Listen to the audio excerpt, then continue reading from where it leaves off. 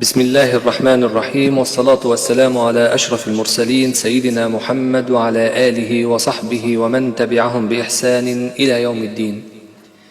أحبتي في الله، روي أن رسول الله صلى الله عليه وسلم مر من البقيع فأقسم أن أكثر أهل هذه القبور من العين.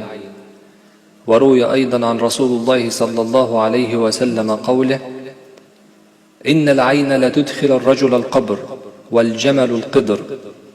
وهنا أحبتي في الله أقول لكل من أصابته عين: اقرأ هاتين الآيتين: أعوذ بالله من الشيطان الرجيم، بسم الله الرحمن الرحيم، وإن يكاد الذين كفروا ليزلقونك بأبصارهم لما سمعوا الذكر ويقولون إنه لمجنون وما هو إلا ذكر للعالمين. صدق الله العظيم. اللهم انفعني وإياكم بما قدمت. اللهم اجعل عملي هذا من العلم الذي ينتفع به بعد مماتي. وصلى الله على سيدنا محمد وعلى آله وصحبه أجمعين.